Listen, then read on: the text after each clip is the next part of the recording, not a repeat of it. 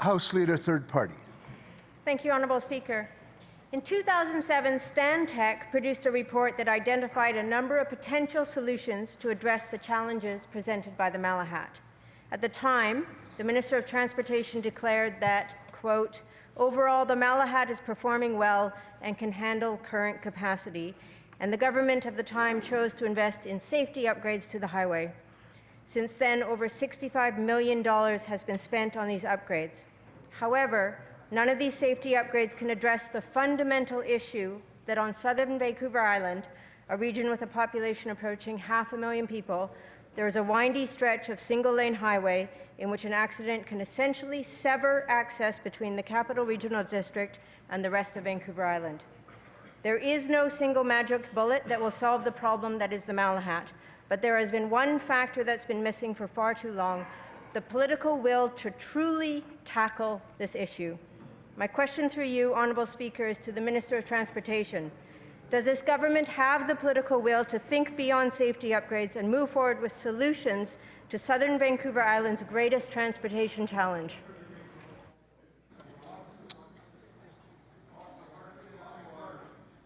Minister of Transportation.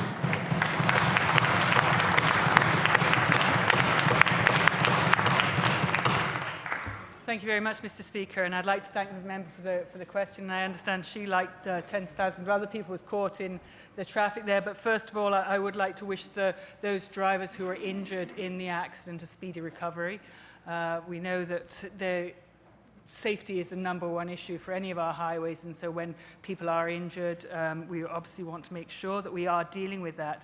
And the member is quite right. There is no single magic bullet. I have asked my staff to look again at the 2007 report on the bridge as a potential, but bearing in mind that is 11 years ago and there have been changes in not just the engineering and technology that's involved, but looking at it through an environmental lens, through First Nations consultation and First Nation lens. So there is no single issue single way that we'll be able to deal with the problems. But this side of the House, this government is committed to dealing with the traffic in the South Island.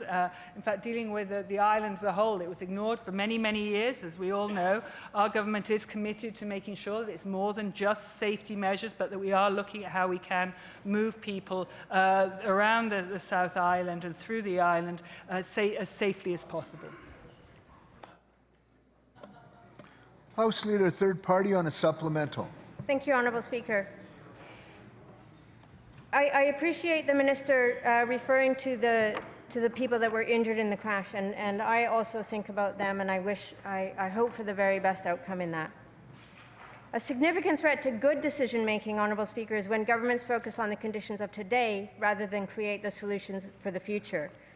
Currently, a car is essentially necessary for movement between Cowichan, the CRD, and Saanich. And yet we have an unused rail line, potential for increasing ferry capacity, and the very limited commuter buses that could use an increase to frequency as well as flexibility in direction. We do need to think about an alternate route for cars, but we also need to invest in alternatives to cars. Members. Member, proceed. Thank you. I think for the 500,000 people living on southern Vancouver Island, this is an important question. My question through you, Honourable Speaker, is again to the Minister of Transportation. Can she commit to producing a timeline for the implementation of alternative transportation solutions for southern Vancouver Island? Minister of Transportation. Once again, Mr. Speaker, I thank the member for her question, and it's right, these are very important issues for the many people who live and work in the southern part of Vancouver Island, as well as those travelling to the southern part of Vancouver Island, and the many tourists that we get who are using our highways. People want to make sure that they can travel safely and efficiently. We are we're investing a record amount in BC Transit to look at how we can build up BC Transit. We are looking at the ENN, as the member well knows. We're looking at how we can make sure that we can ensure that people can travel safely and quickly from the western communities, which are some of Canada's fastest growing communities, using the ENN corridor, and working with the Island Corridor Foundation about the rest of the rail line. So we are looking at many different ways of dealing with the traffic congestion and dealing with the realities of today, looking to the future. I agree completely with the member that we can't just be building our way out of today's problems. We've got to be looking to the future. That's part of our job as legislatures. We've got to be thinking of the next generation. And I hope that our transportation vision will actually create a legacy for that next generation, Mr. Speaker.